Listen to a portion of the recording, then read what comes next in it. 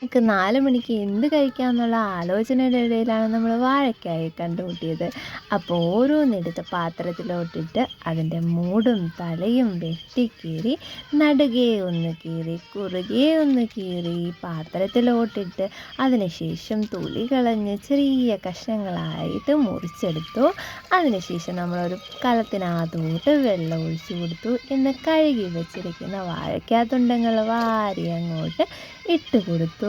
അതിനുശേഷം ലേശം മഞ്ഞൾപ്പൊടി അങ്ങോട്ട് തൂക്കി കൊടുത്തു. പിന്നെ കുറച്ച് ഉപ്പും കൂടെ വാരി തട്ടിയതിന് ശേഷം ഇവരെല്ലാം കൂടി കൂട്ടി യോജിപ്പിക്കാനായി തവിയെടുത്ത് അങ്ങോട്ട് 5-6 കലക്കങ്ങോട്ട് കലക്കി.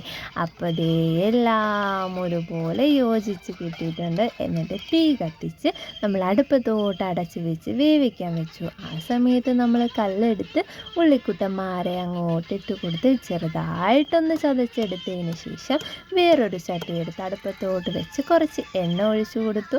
അതിലോട്ട് കടുകിട്ട് കൊടുത്തു. അതിനുശേഷം അതങ്ങോട്ട് പൊട്ടി വരുന്ന സമയത്ത് നമ്മൾ കറിവേപ്പില എടുത്തുകൊണ്ട് വന്ന് ഇട്ട് കൊടുത്തു. അശൂന്ന സൗണ്ട് നിൽക്കുന്ന സമയത്ത് നമ്മൾ വറ്റൽമുളക് കീറി അങ്ങോട്ട് ഇട്ട് കൊടുത്തു.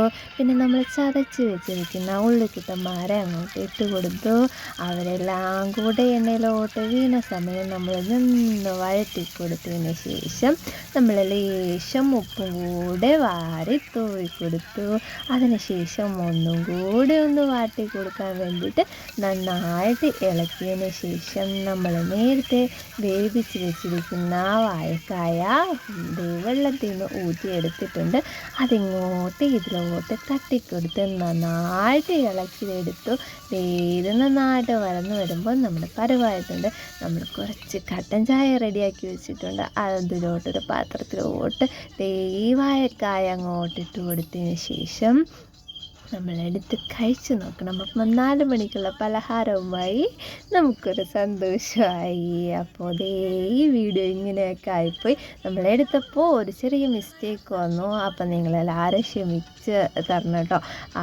ഇനി അടുത്ത വീഡിയോ ഞങ്ങൾ എന്തായാലും സൂപ്പറാക്കുന്നുണ്ട്. അപ്പോൾ അതേ കുട്ടാപ്പി കഴിക്കുന്നു. കുട്ടാപ്പി ഭയങ്കരമായിട്ട് ഇഷ്ടപ്പെട്ടു കേട്ടോ. ഒന്നും പറയാനില്ല. അപ്പം നിങ്ങളും ഇതേപോലെ എന്തെങ്കിലുമൊക്കെ വീട്ടിലുണ്ടെങ്കിൽ നമ്മൾ വീട്ടിൽ തന്നെ ഉണ്ടാക്കി കഴിക്കാൻ നോക്കണം കേട്ടോ. അത്രയും ഹെൽത്തി ആയിട്ട് ഫുഡ് വേറെ എവിടെ കിട്ടും നമ്മുടെ വീട്ടിലല്ലാതെ. അപ്പോൾ എല്ലാവർക്കും ടാറ്റ ബൈ ബൈ.